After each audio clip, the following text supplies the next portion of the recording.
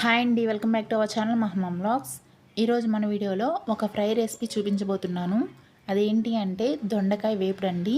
ఇది రసంలోకి కానీ, పప్పుచారులోకి కానీ, సాంబార్లోకి కానీ చాలా బాగుంటుంది. అంతేకాకుండా 10 నిమిషాల్లో చాలా ఈజీగా క్విక్గా అయిపోయే రెసిపీ అండి.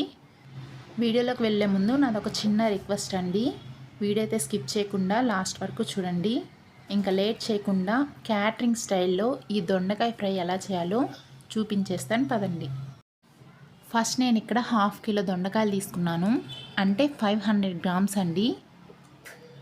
మరీ సన్నగా ఉండేవి కాకుండా ఇక్కడ చూస్తున్న విధంగా కొంచెం లావుగా ఉండే విధంగా తీసుకోండి.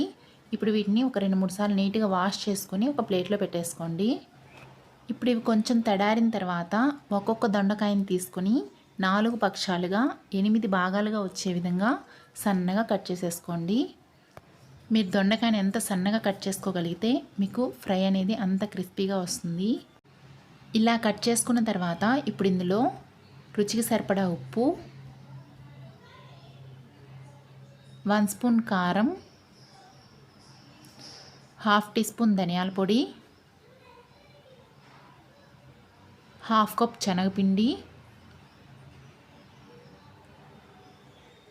4 టేబుల్ స్పూన్స్ కార్న్ఫ్లోర్ వేసుకొని మొత్తం కలిసే విధంగా ఒకసారి బాగా కలుపుకోండి. మీరు ఇలా కలుపుకునేటప్పుడు కొంచెం పొడి పొడిగా అనిపించి వాటర్ యాడ్ చేస్తారేమో.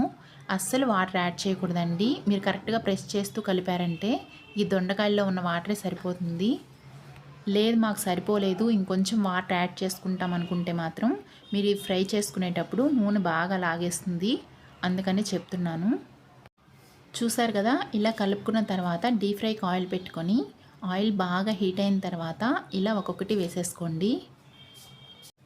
మనం తీసుకున్న ఆయిల్కి సరిపడా వేసుకున్న తర్వాత ఫ్లేమ్ని మీడియం ఫ్లేమ్లో పెట్టేసుకొని 2 వైపులా తిప్పుకుంటూ బాగా క్రిస్పీగా వచ్చే వరకు ఫ్రై చేసుకోండి. చూసారు కదా, ఇలా క్రిస్పీగా వేయించుకున్న తర్వాత వీటిని ఆయిల్ నుండి తీసేసుకొని ఒక ప్లేట్లో వేసేసుకోండి. మిగతావి కూడా సేమ్ ఇదే ప్రాసెస్లో ఫ్రై చేసేసుకోవాలి. నేను ఇక్కడ కొంచెం ఆయిల్ తీసుకున్నాను కాబట్టి 2 సార్లుగా ఫ్రై చేసుకోవాల్సి వచ్చింది. మీరు అలా కాకుండా కొంచెం పెద్ద కడాయిలో ఆయిల్ ఎక్కువగా తీసుకుని ఒకేసారి ఫ్రై చేసుకోండి. అప్పుడు టైం సేవ్ అవుతుంది అండ్ ఈజీగా అయిపోతుంది. దొండకాయ ముక్కలు మొత్తం ఫ్రై చేసుకున్న తర్వాత అదే ఆయిల్లో ఒక 2 టేబుల్ స్పూన్స్ పల్లీలు, 2 రెమ్మల కరివేపాకు కొంచెం కలర్ చేంజ్ అయ్యే వరకు ఫ్రై చేసుకోండి. మొత్తం ఇలా ఫ్రై చేసుకున్న తర్వాత ఇవన్నీ ఒక ప్లేట్లో వేసుకొని ఒకసారి బాగా కలుపుకోండి. ఇంకా మీకు ఇష్టమైతే ఇందులో కొంచెం సాల్ట్, కొబ్బరి కారం చల్లుకుంటే చాలా బాగుంటుంది. సో అంతేనండి, క్రిస్పీగా క్యాటరింగ్ స్టైల్లో దొండకాయ ఫ్రై అయితే రెడీ అయిపోయింది.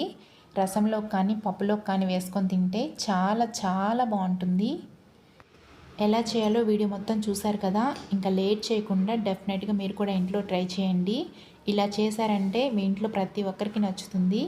మీకు ట్రై చేసిన తర్వాత మీకు ఎలా వచ్చిందనేది నాకు కామెంట్ సెక్షన్లో తప్పకుండా కామెంట్ చేయండి. వీడియో నచ్చినట్లయితే లైక్ చేయండి.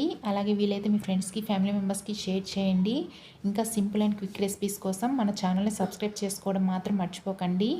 ఓకేనా? మరొక కొత్త రెసిపీతో మళ్ళీ కలుద్దాం. అప్పటి వరకు ఉంటాను మరి. Thank you.